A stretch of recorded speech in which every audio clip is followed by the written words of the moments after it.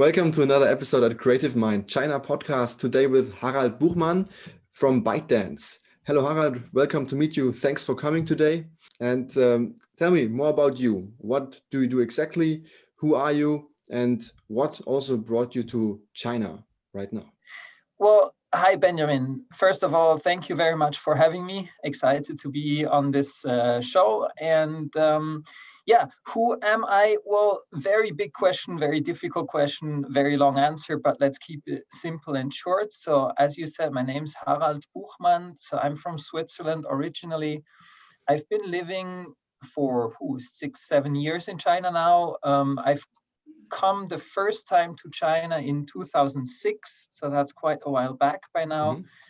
And I work for TikTok in the global marketing strategy team. So I basically align between marketing teams of different regions, and I also help them to connect to back-end developers, to different strategic functions, and those functions that are located in China, which are, just to stress this for TikTok, not any content related functions. So it's really just the strategic functions and the technical functions that are still located in China.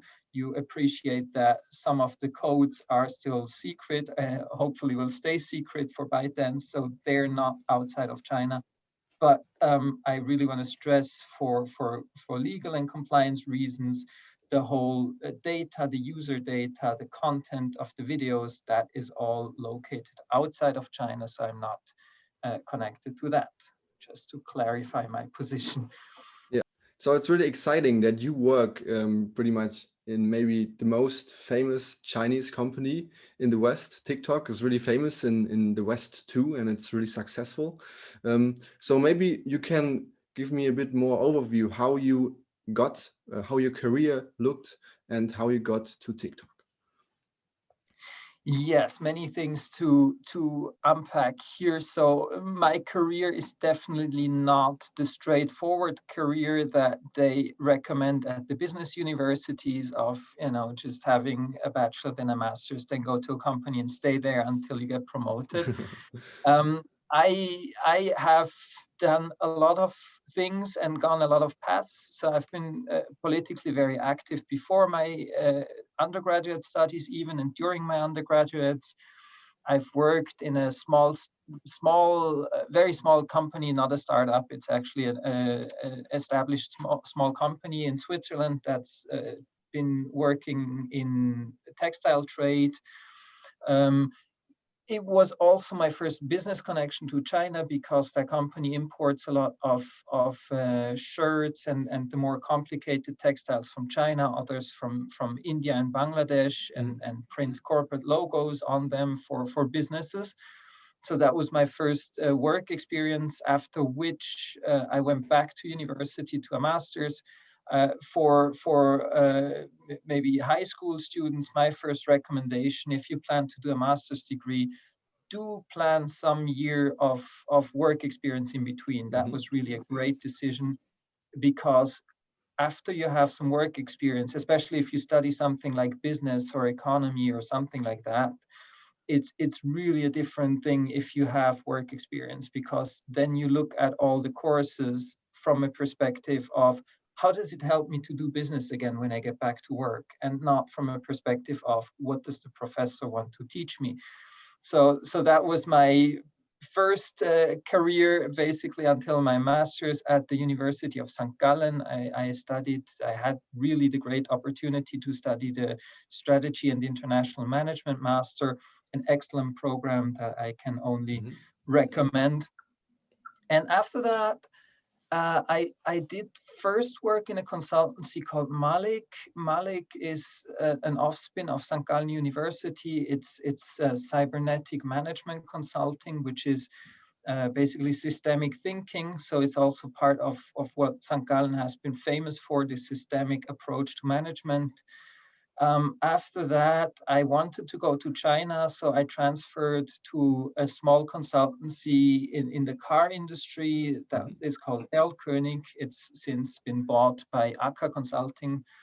And I then joined Volkswagen just when this small company was taken over by a very large and more engineering consulting company, which is a very different business model from business strategy consulting. So luckily I was able to leave at that time and I joined Volkswagen, which was not a happy marriage, to so to speak. So I was very lucky to get this opportunity to join ByteDance Okay. and take this position in marketing, which was actually a huge leap. So I did change not just the industry, but also the business function, because I was in R&D as a consultant, and then in the quality department when I worked for Volkswagen.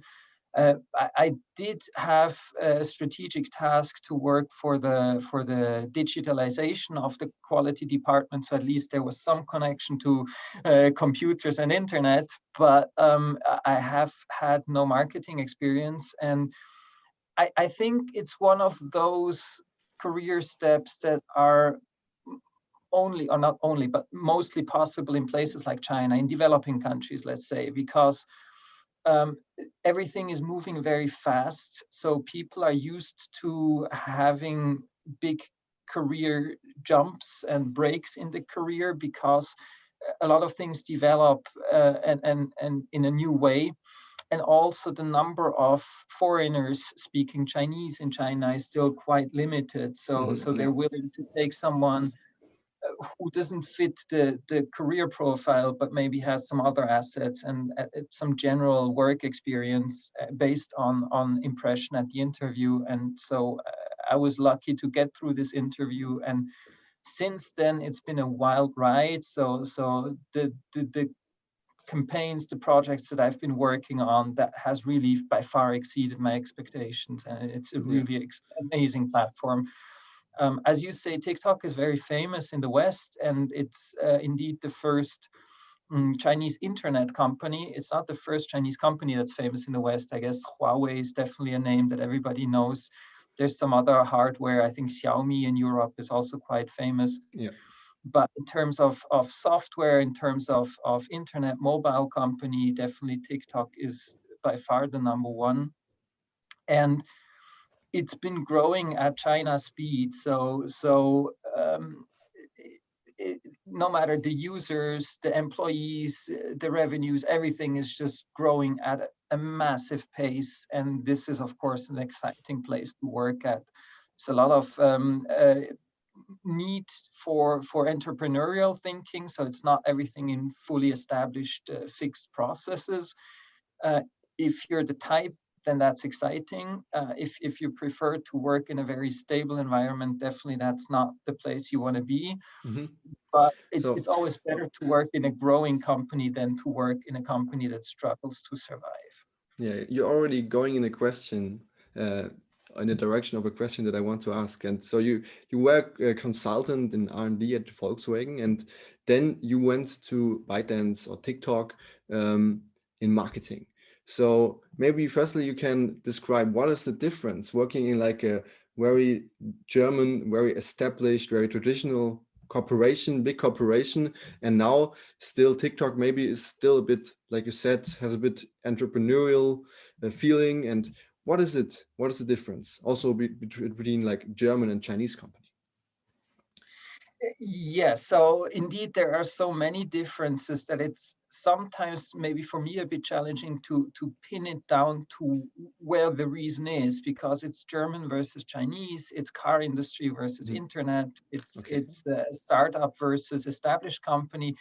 But let me go through a few points. So before joining Volkswagen, I was at this relatively small consulting company for Volkswagen. So at the same time, I was working in a still somewhat startup company where when I started, we were 4 people in China, and the HR was just a part-time job for one of our consultants. She interviewed me in her spare time besides her projects. So that's how we started in China.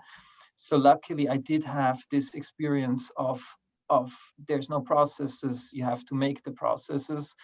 and this work attitude that I need now as well in many cases. But at the same time, I could look into Volkswagen, and then I joined Volkswagen. And as I already mentioned, it wasn't really the place for me. Now, I think within Volkswagen, again, there are different places. There's the future research, there's the development department, which is still very competitive on a global level. There's the production controlling, which again is one of the best in the world in the car industry.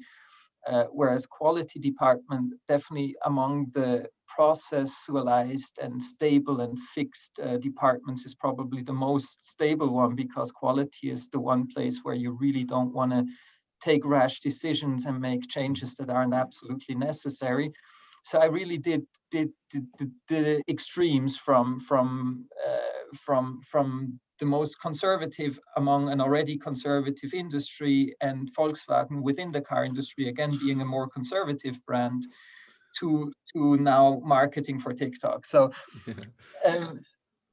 maybe a few things. I think, first of all, there's no good or bad. I think what's really important is to be honest to yourself. So the question is, what fits you? And there's some people who do an amazing job if they can really maximize and perfectionalize their daily same work, and they really get very good at, for example, spotting the faults in the quality department of a part, and within 1,000 they can really instantly see where's the fault and why did it happen.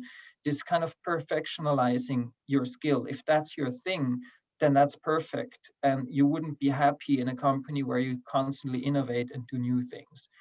On the other hand, if you like to explore new things and try and do things that you actually don't know yet how to do, then definitely you will not be happy in a very stable company. So that's just in terms of industries, I guess, and also in terms of functional departments. These are things that I really recommend people to be honest to yourself. What is it that suits your character? And I guess for the political and the cultural differences, I think we'll follow up in the questions to come. Okay, yeah. Maybe a bit more regarding how you got into Chinese companies, or like into companies in China. So regarding the career aspect, you just said before that you decided you wanted to go to China, and then you went to König. That's how I understood it. So maybe firstly, what was the exact reason for that? And secondly, maybe you can give some tips for like young students, young professionals that want to start a career regarding China. What is important? Is it better, for example, to maybe get some experience first in Germany and then go to China, or what would be your process that you recommend? Yes. Okay. So 3 questions. The first one, why did I want to go to China? It started with just some general interest. As said, I am politically very interested in a lot of aspects, different political versions, views of the world. I was interested in the challenge of learning Chinese when I was in my undergraduates, just because I felt it's probably the most difficult language. Let's see what happens. So several reasons. I had this vague interest. I studied economics, so also from that perspective, at that time, China was starting to become relevant. So it was just something that I felt vaguely interested. Then I traveled to China and I spent 7 months teaching English in a remote place in China. And from that time onwards, I really fell in love with this country, with the people here, with the culture, with everything. And so I've always wanted to go back, but then kind of lazy, kind of not convenient. So I didn't really take the effort, unfortunately, in hindsight, to go there directly and stay there and work there. A few years later, after working in Switzerland and then the graduate studies and then working again, I felt now it's really time that I do want to go to China. And so there's 2 things how to do that. I mean, one is to find the offers. There's a lot of chambers of commerce, and each of them usually also have job offers. So that's a very easy way to find job offers of Western companies in China. However, it's not the financially best way. So definitely the best way, if you get the opportunity, is join a European company and have them send you to China, because then you get a very different financial package to being employed directly in China. So that's definitely advice number one. Advice number two, if you want to get a work visa in China, you actually do need work experience abroad. Otherwise, I don't think it's possible at all, or it's very difficult to get a work visa. So you need to get the visa as a foreign expert. And for that, you need at least 2 years of relevant work experience. Unless you want to be a language teacher. Basically, language teacher, you just need a university degree in any subject, and it needs to be your native language to get the legally permitted visa to teach that language. However, I know a lot of non-English native speakers teaching English as well. Schools are very creative. For example, myself, I was hired as a German teacher in a school in a region where just nobody was interested to learn German. And that's how they got around the visa restrictions. They're just like, would you be willing sometimes to also teach English? And I agreed. And then in the end, I was only teaching English. So these things are possible, but that's not a stable long-term career path. It's a great thing after a bachelor degrees, if you want to have some time in between. You travel the world, you spend some months teaching a language in China, in Japan, Korea as well. It's a great thing, and I strongly recommend it. But if you plan to have a more long-term career in China, definitely the teacher is not the thing you want to do. There are some long-term English teachers, and they don't have the best image, because obviously you don't need that much of an education besides university degree, and you also don't get that much recognition, let alone career perspective, because if you don't speak very fluent English, you're never going to be more than just a teacher. You're not going to be a school leader. You're not going to be a founder of anything. So that's definitely not a career path. So yes, you do need work experience. Yeah, and also, as you said, maybe probably foreign work experience, like in another country, because I've been told also by other people that if you want to work as a Westerner, as a foreigner in China, in a Chinese company, what will be your focus? It will probably be regarding, you will be the expert for the Europe or America branch, like you're the expert for the Western internationalization strategies of TikTok, right? Or like the marketing strategies in international markets. So you definitely need some international experience. We agree to that. So what else is important if you, how important is it, for example, to speak Chinese if you want to work in a Chinese company? Do you just speak it daily with your colleagues? And also maybe, are there any other skills? What knowledge do you need for your job as an expert at TikTok for internationalization? So maybe just to clarify, so my role, TikTok is already a very internationalized company. So we have a lot of local employees in the US, in Europe, in almost all countries around the world. So for me, my job is actually more to be the bridge. But again, you're right, of course, I'm still helping the Chinese better understand the West, even though we have employees in Western countries, but still to have the connection between the Chinese owners of the company and then the local employees. So that's definitely, and in this role, it's very important to speak Chinese, definitely, because without Chinese, it's not just a communication. I mean, most Chinese with a higher degree, and a lot of them with international, at least study experience, they do speak very good English, but you will not understand the way Chinese people think unless you speak Chinese. And Chinese are much more holistic. I know this word sounds a bit old and is very much overused, but it's really true.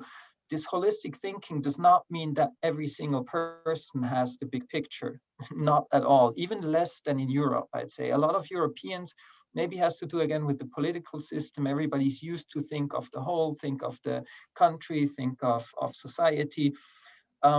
Chinese have much more focus on their very personal tasks and to specialize and be very professional at that one task that they're doing. But the holistic picture comes from knowing that this task is integrated in a bigger picture, and that the boss or the head or the team leader has more access to the bigger picture, and the higher in the hierarchy, the more people are expected to have a bigger picture. And that even transcends the company, that goes to the whole of society. So in the end, um, to be part of Chinese society means to be part of this big picture of this country, China, inside the world. And that's something that a lot of people don't understand. They feel like, oh, Chinese are voting for the government, so obviously they don't really care about politics. And that's just very far from the truth. But the way you care about politics in China is very different from Europe, because it's not about who should I elect or how do I influence the direction, but it's a lot about analyzing where is it going, what's the direction, what's the strategic opportunity coming from that direction. And then within the company, within the industry, of course, the same. You analyze where's the industry going, what are competitors doing, where do the opportunities arise from that direction and trajectory. And that's the job of the boss, to basically know the direction where we're going, and then to put that in packages and hand it to the lower hierarchies and down, all the way down to the simple employee who gets the instruction from their manager to do something without fully grasping the full picture, but knowing very well that there is a big picture that they need to support by doing their individual tasks. And that's a very, very different approach to working to European companies, where I feel a lot of employees always feel they need to see the big picture, and then they advise their managers what they should do from their own job. So it's a very much bottom-up approach that in Europe works in some companies, but I feel also the challenge, maybe if we look at the global trends, the challenge that comes from China to Europe is definitely that the flexibility of Chinese companies is incredible, because employees are very willing to follow strategic changes rather than saying, well, I've made my plan for my job for the whole year. You cannot just come and now change the direction of my company because I've already made my plans. In China, that's completely unthinkable, because people know the plans must be made at the top, and the bottom needs to find ways to execute those plans. So this is one of the cultural differences. Also, if you work in a Chinese company, you need to be really ready for this approach, that you're not ever fully in charge of your destiny. You're always part. It's like you're a fish in a river, and if the river decides to come to a turn that you didn't expect, then you just need to find a way to stay in that river. Okay. And again, it's very exciting, because once you realize that even though you're just this little fish, you're part of a big river. Once you see that big picture, then you realize how much power is in this way of cooperating, and it's really an exciting way to shape the environment that you exist in as a company. And this feeling of being part of a whole, that's something that's very, very strong in the Chinese culture in general. So we already talked a bit about, or you already talked a bit about the future also in China. The Chinese companies are becoming maybe even a threat to some the German companies, corporations such as Volkswagen is a good example. Maybe you worked at it. Now they're definitely in electronic vehicles, many Chinese competitors. How do you look at this? How do you look at this process? Do you think, firstly, like as an European from Switzerland, do you think that Europe is a bit on a downturn and that China will be the future? Or how do you look in the also regarding the future in China? There are right now many German exporters like Volkswagen. will this be way more competitive? Will the share of Volkswagen decrease in the future? Yes. First, I want to say something about the word threat. I do agree that a lot of traditional European companies are threatened by Chinese competition. Yeah, exactly. I'm very wary of this whole China threat theory, which I totally disagree with. Yeah, also I to make it clear, I wanted to talk about like just the market competition, like you said it, nothing else. Yeah. Yes, no, but it's an important point, because I feel oftentimes Europeans and American companies, they complain about unfair competition when in fact they're simply not competitive enough. So a lot of this competition is not from unfair practices, but comes from really a mode of governance, a mode of management, and an awareness of the strategic direction of both the global environment and the industry environment. That's just extremely powerful in China. And if European companies aren't able to speed up and Mm. really improve also their own ways, then definitely they are threatened by Chinese competition. But I do think that's a very healthy thing. I mean, that's the Yeah. whole idea of market economy, to have competition and innovate and see which company is the strongest. And I can give you very concrete examples. In when was it, around 2013, 14, when I started consulting for Volkswagen, there was this big internal discussion at VW on whether electric vehicles will be a thing. Will diesel prevail? Will there be the fuel cells that, or battery electric vehicles, or diesel for the next 30 years? And already then, the Chinese government was very clear that battery electric vehicles will be the first step. They were open to talk about fuel cell. They were also open to talk about hybrid electric, but definitely it was electric, and diesel was not even allowed. Volkswagen at that time, and I've spoken to a lot of engine engineers as well, who, the developers for the engines, they were totally convinced battery is a blip, that's not going to work, that's not going to come. Okay. And obviously, from a like selfish perspective, of course they say this, because if you have battery electric vehicles, you don't need engine engineers. The engines of battery electric vehicles are very simple things. They don't need the 100 years of experience where really the German car industry is world leader. These gasoline engines are incredible technical miracles, but they're simply not necessary anymore when you have battery vehicles. So that they would say battery has no future makes sense from their professional perspective of being engine engineers. However, that at this time, this was still a debate at Volkswagen, just shows how much lack of this big picture was there. At that time, it was still Winterkorn, the CEO, and we all know how it went. So Volkswagen promoted the diesel engine as the clean alternative to gasoline. It all ended in a huge scandal when it was discovered that they actually cheated with their engines to trick the measurement into believing it's more clean than it actually was.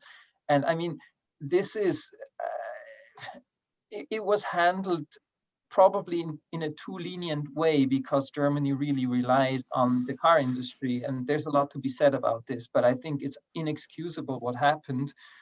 And it took this scandal, it took a change of top management, actually two, right? So first Mr. Müller and then Mr. Dies now, until this huge company, Volkswagen, was ready to accept that, yes, indeed, the world is moving towards electric vehicles. Luckily, they have now managed to do this shift. And if we look at the new electric vehicles of Volkswagen, yes, there is potential that this company does take the turn and will be among those who survive. But I'm not sure that all European car companies will be able to survive this shift to electric, because again, having this bottom-up approach It makes you very stable in stable times, but it makes you very inflexible when paradigm shifts happen. On the other hand, Chinese were very quick to pick up this idea of electric's going to be the next thing. There's not much experience in the global competition of electric vehicles. So this is an opportunity for newcomers to jump in, buy relevant technology, buy some battery technology there, buy some electric engine technology there, have some things produced externally. And a lot of so-called PowerPoint companies came, where really just the company proposal was a PowerPoint presentation about the fancy new electric cars, and they got billions of dollars of investment. And now some of them actually are producing cars. So there's the NIO, there's the Li Xiang, there's several electric vehicle companies in China now that didn't exist 5 years ago, and they produce really pretty cars. I'm not sure if they all survive, if they're all good enough, but they have achieved much more than was expected, and much more than these established German engineers would have expected possible, because they felt like it's impossible to create a car without years and decades of experience. And so the threat is real for European companies. And what I feel we need to realize is we have had a very good life in Europe in the last 20, 30 years. We have enjoyed extremely high social security. We have enjoyed very high salaries. We have enjoyed quite low working hours, 35, 40 hours per week. And as much as I'm excited that this is possible, I mean, I'm the first to hope that we can have better and better work environment. But we also need to realize that this is not the global norm. And we need to be honest that to some extent we've been able to have such a standard of living is because certain industries are extremely underpaid. I'm thinking of farming, for example. Like the way farmers live in the third world, they produce goods for us, or mining raw materials. The fact that a lot of people are extremely poor is one of the reasons why we could enjoy such an amazing lifestyle. And the fact that in the 90s and 2000s, a lot of European manufacturing was outsourced to China with extremely low salaries at that time is one reason why everything was so cheap in Europe, and why we could have such a good life with such little effort. I don't want to belittle the work. I mean, a lot of people are very diligent in Europe as well, but just in the global perspective, in the global average, we've worked less, we've had higher incomes, and we've enjoyed an extremely high standard of living.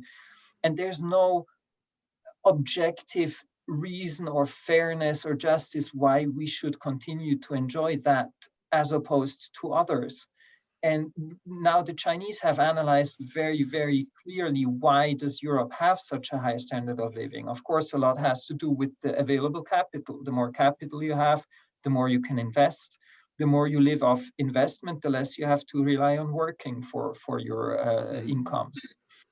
So what China has been doing is accumulate wealth, accumulate capital, and force it in reinvestment to increase their available productive capital. And this has been a national strategy that has been rolled out extremely successful. And this availability of productive capital is much more important than any technology transfers that have happened. Yes, they have happened. Some of them in the beginning, mostly in the 80s, 90s, there's been a lot of theft. In the recent decade, it's been much, much more acquisition, to the point where Europe has also been saying we cannot sell our medium and small enterprises with all this amazing technology to China, which of course is a breach of market principles. Why can they not buy it if the owners in Europe want to sell? But that's a different topic. What I'm saying is, what's really made China very, very powerful is the fact that they've had a constantly much, much higher investment rate than any Western country. So this has led to a much faster capital accumulation, which allows the Chinese to increase their salaries, which makes people both happy and able to consume more. So this again leads to a market growth in the consumption, in the B2C consumption, and all these network effects. That's where I go back to this idea of the holistic thinking. So the top leadership in China is thinking of this in a very integrated way between national development, between salaries and incomes, between industry and corporate policy, and includes also the businesses into that plan. So this has led to massive growth in China, and this has led to a competition from China, which is very, very serious. And what Europe can do and should do, definitely, one is on the corporate side. Businesses need to realize they cannot just continue to do business as usual. One thing is, China has more people than Europe and the US combined. So China is an important market. And there's no objective reason why Chinese average incomes should stay lower than European and American average incomes in the long term. So at one point, we can be sure China will be a market that's bigger than Europe and the US combined, and an economy that's bigger than Europe and the US combined. So if companies are not ready to really invest into China and really build up their China expertise, then they will not be able to fully compete with the Chinese companies who have a strong base in China and now are moving abroad. That, of course, leads us to the question of how to compete in China, and also to the question what Europe should do on a political level. The first one, how to compete in China, that's really not easy because the Chinese market is extremely competitive. I mean, it's really a hard fight here. You have just a larger number of companies in any industry than you have in other countries, because usually you have all the international companies plus Chinese competitors as well. On the bright side, definitely China is opening up. More and more industries are partially or fully opened up. So examples, car industry again, within the next few years, finally, European car companies are able to fully produce cars with wholly owned companies and are not forced into joint ventures anymore. Other example, financial industry. So until recently, it wasn't possible for asset management or insurance companies to be active in China, for foreign ones. Now this is opening up as well. And if we look at the political strategy at the top leadership of China, this opening up is going to continue and going to continue all the way. So a lot of industries are opening up and will be opening up more and more. But again, a lot of things in the market in a lot of industries works different from Europe, because just evolutionary, it's been separate, and some other trade practices have been established. So you'll need to hire the local experts in order to be able to compete. You need to also be able to trust the local experts to compete. And if I look at ByteDance, that's what ByteDance has been doing as well in Europe, in the US.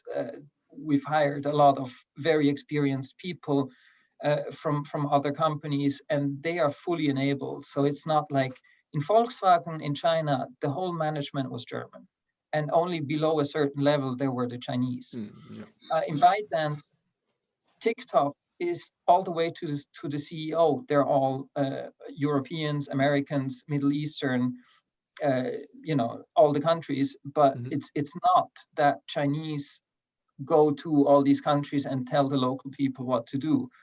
It's the Chinese say, look, this is what we can do. This is our product. This is what we have envisioned. Now you're the head. Now do something with this opportunity.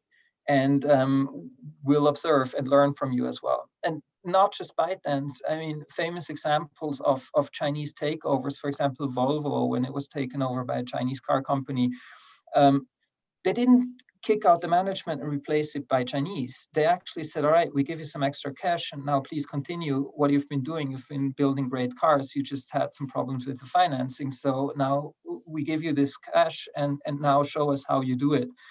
And this is a very different approach from the Western approach. And it's a good way because it helps you to learn from the expertise from the other. However, it requires you to understand the other. And obviously the Chinese, as said, they speak very good English, so they're able to observe the company that they've bought or the local employees that they've hired.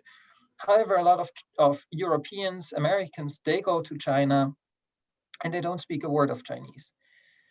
Also, I don't want to become political, but the way we are informed through the media about what's really happening in China is really, really low quality. Like, I honestly, agree. Yeah. people have a very, very wrong image of, how people in China think about their government, how people think about their future, how they feel in everyday life. Uh, People in China don't feel oppressed, plain and simple.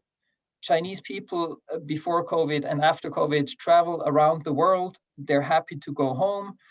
A lot of people live abroad for a couple of years. Many of them travel back and after a few years say, okay, I've seen the US, I've done it. I'm now ready to go to a culture that's more my culture.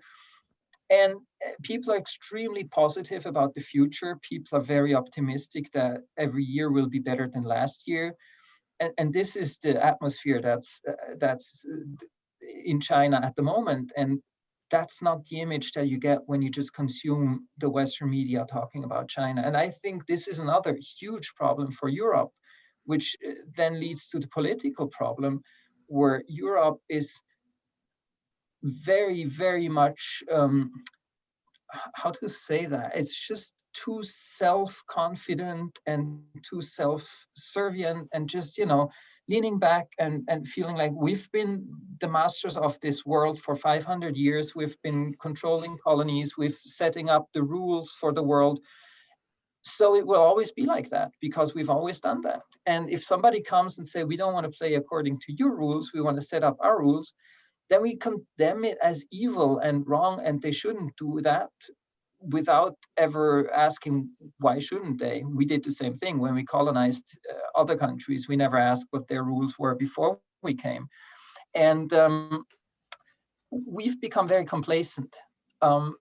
Europe has a political system that was invented 200 or 300 years ago and implemented in its modern way after World War II, let's say. So it's about 70 years ago. And there's not been much reform since. There's not been structural, systemic reform of our political institutions and our political system. There's been some changes in terms of the European Union being established to some extent, but in a to be honest, horrible mess at the moment. Who's actually the boss of the European Union? Is it the European Commission? Is it the European Parliament? Is it the national leaders, government? Is it national parliaments? In this situation, the society of Europe is not functioning to the extent to which it should be functioning, because Europe has amazing scientists, it has amazing companies, amazing entrepreneurs, but Europe does not have a single competitive internet company. All our social media come from the US. Europe does not have a say in world affairs, even though our economy is, depending on the currency exchange rate, is as big or bigger than the US. It's the biggest economic entity in the world, the European Union, but it does not have a voice in world affairs. And all these things really show me that Europe is not living up to its potential. And I honestly don't find it right to blame it on, American interference in Europe. Yes, that happens. Or American espionage. Yes, that happens. Chinese interference, espionage, all these things, Russian, whatever, that exists and it has always existed in human history. But it's not an excuse for not living up to your potential. And what I really feel Europe needs is an adaptation to the 21st century. Like, it goes down to the way we have our voting organized and the political parties and everything. That was devised in a time where not even radio was invented, right? So after that, radio and TV came. When radio first came, we had the first rise of populism all the way to Mussolini and Hitler, who abused this new media. Now we have social media, where for the first time, everybody like me and you, we can directly talk to an almost unlimited public. That was never possible before. Before there was always an editor in between who decided if this is still acceptable within the morals and ethics of this society or not. And now we don't have these editors anymore.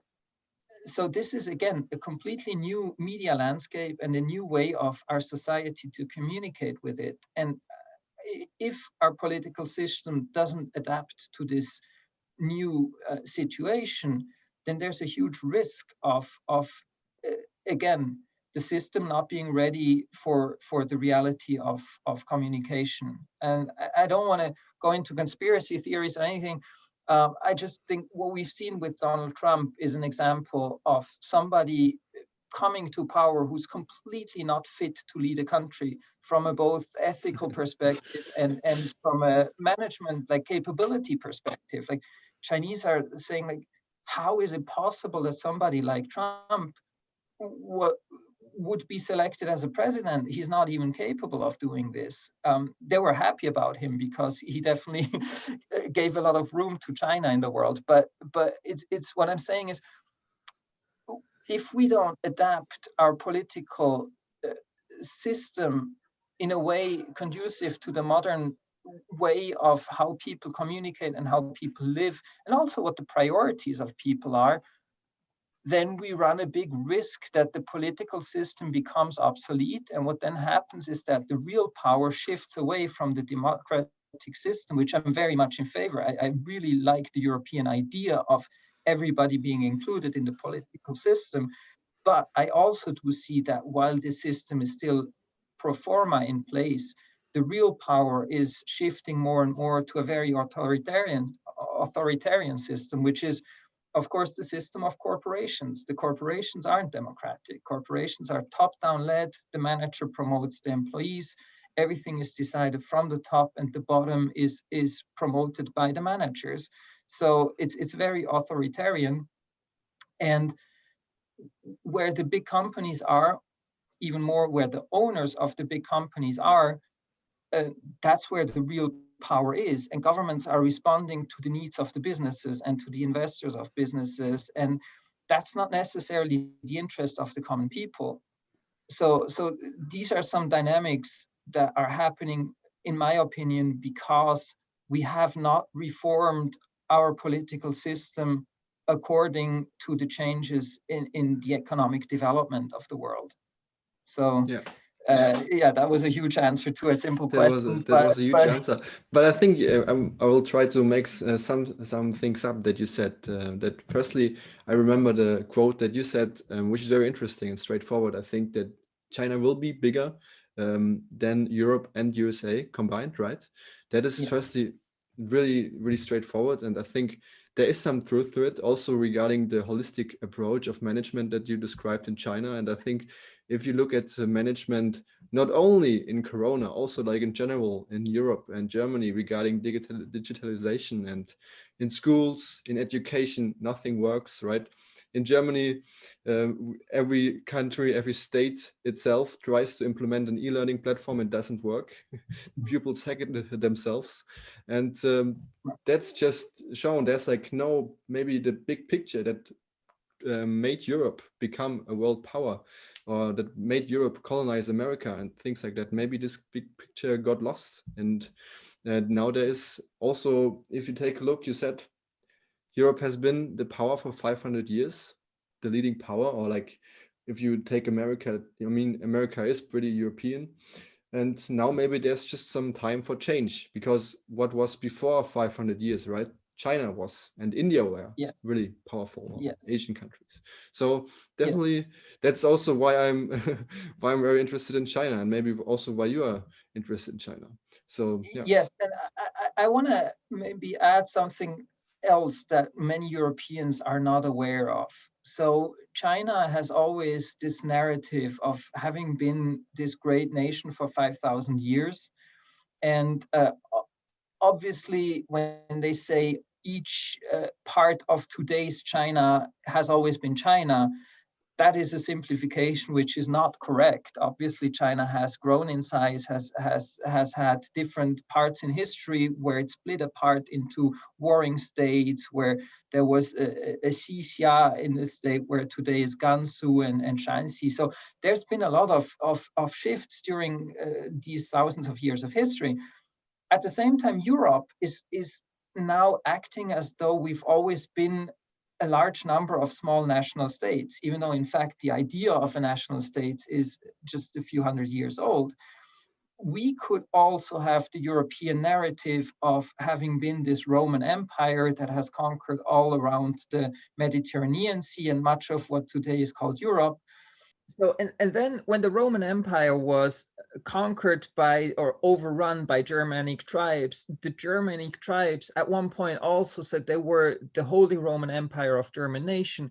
This term was abused, of course, in the Nazi period, but I mean, long before that, it was a term that was occasionally used to describe this idea of no matter which tribe you were or which language you spoke, you're part of this big idea of the eternal Roman Empire. And the Catholic Church, by the way, is also this idea of the all-entailing Roman Empire, which is God's empire.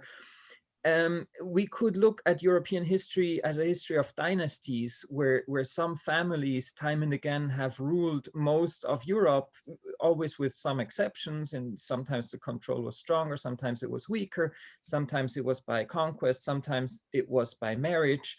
But we don't look at it this way historically. But in fact, if we did, we would realize that there's one European history rather than a history of the French and the history of the Austrians and the history of the English and the Scots. Yes, there's all these histories as well, but it's overall an all-European history. And if we would look at this like that, we could also then compare to China, where of course there's also history between different provinces that are big differences, but it's one cultural entity. And I feel at the moment a lot of Europeans don't realize how much Europe is one cultural entity. Of course there's a difference between Spanish and Germans, but compared to an East Asian culture, to an Indian culture, even to the US, I'd say Europeans are much closer than they realize. And by realizing that there's one European culture, of course, there's also one European economic area, which has a lot of trade with other areas, but the trade within Europe is much, much more important than anything from Europe towards the outside of Europe. If we get this big picture, then I think it will make the European integration so much more easy. Instead, if we focus on the national states and claim their history goes back 1,000 years, even though none of the today's national states looked the way they do now 1,000 years ago, or even the names existed. So it's a complete illusion to say, oh, I'm from this nationality, rather than just saying I'm European. Now, in the last few hundred years, the area where I was born is called this or that nation. But why is that important? What's important is I have a set of values. I come from a certain religious, philosophical background, even if I don't believe the religion anymore. But in general, it's easy for me to agree with people from the same cultural background, because a lot of the underlying assumptions of reality and of the world are the same. And it took me the lesson to go to China to realize how close these different or these worldviews are among different Europeans, because compared to Asian worldviews and Asian perception of reality, it's really much, much closer than a lot of Europeans may be aware of. Yeah, and especially regarding China, I think Europeans overestimated that China is very similar. Every state in China is very similar to each other. It's also pretty much like in Europe, that there are many different cultural groups, many big differences. I mean, it's kind of like a continent, right? Not a country. Of course, and it's a range between ignorance and almost towards some form of racism. That the ignorance part, and I think most of the Europeans do it in an ignorant way. They just don't know anything about China and have never been here, and so obviously they wouldn't know. yes, I mean, the climate is different, which makes the whole production forms of agriculture very different, which leads to different customs, which leads to different habits of people. So of course, yes, there are huge cultural difference between let's say a desert state that is frequently invaded by nomadic horsemen, that leads to a different culture. Even now there are no more horsemen invading it, than a culture that's, let's say, an island in the South China Sea, like Hainan province, which is a tropical island. Of course, they have a different culture, and north have harsh winters where 3-4 months everything is frozen, and you have to use the whole summer and fall to prepare to survive that winter. Whereas in a tropical island, obviously, you get fruits and fish and food every day. So preparing is not the most important thing. But on the other hand, it's so hot that you need to preserve energy, whatever you do. So the way you act and do things is very different. So a lot of people don't know that. And the racist aspect I still want to mention is that this notion of all Asians look the same still is very persistent. And once you go to China, you realize, no, they actually don't all look the same. There's strong differences in the looks, but more than just the looks. Also, at the surface, if you don't speak Chinese and you don't have Chinese friends, and you don't know the Chinese culture yet, then obviously you perceive mostly the behavioral difference between Chinese interacting with a complete stranger to Europeans interacting with a complete stranger. And you will focus on these differences and on these culturally specific behaviors, and thereby see that all Chinese in a way act very similarly to strangers. They will always ask, where are you from? And then they first thing will say, oh, that's a very beautiful country, because that's just a polite form. And whoever has spoken to several Chinese in China will have heard many times, you come from a very beautiful country, you're very handsome.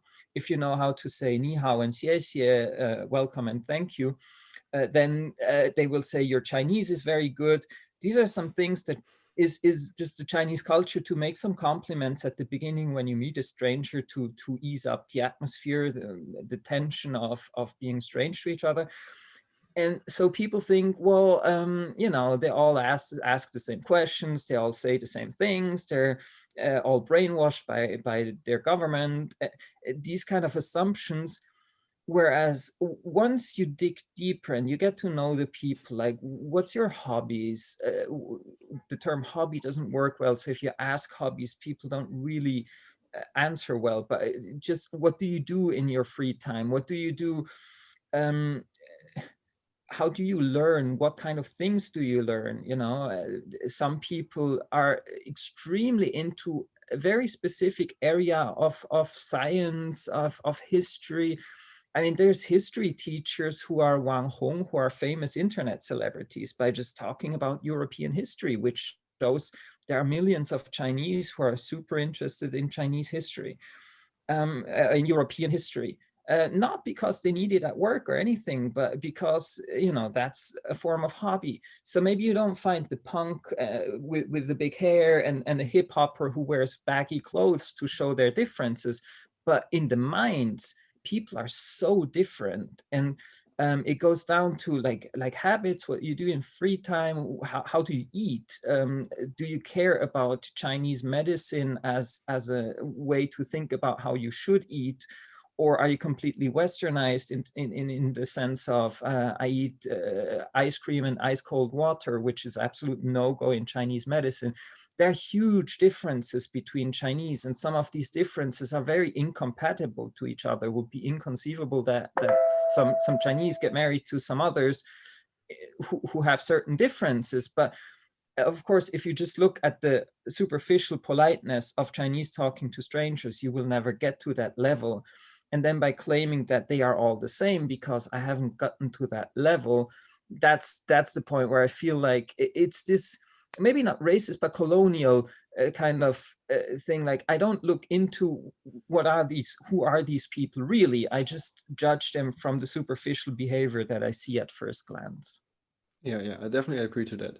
Also regarding the aspect that many Europeans also, sadly, through the Western media, think that China is like very united. There's like only one way of thinking in China, right? And all kind of like a bit like George Orwell that he described this in his book, right? And in his 1980 or something, that 1984. Western people pretty much think that China is that way, but I don't think it is. There's like no thought crime in China, right?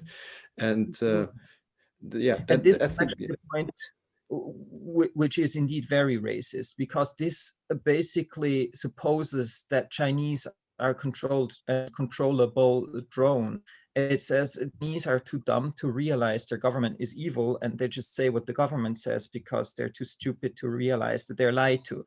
And this is, I mean, this is really, really just very patronizing, because Chinese, they've traveled around the world, not all Chinese, but there's millions of tourists coming from China to the US, to Europe, to the Middle East.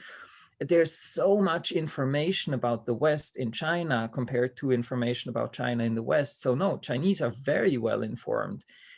So why don't they go for revolution, or why don't they flee their country by the millions? Well, obviously because those who know that the West is very different are quite happy to not live in the West. And there's a lot of Chinese going to the US, living there for a while, and there's not few who return after that.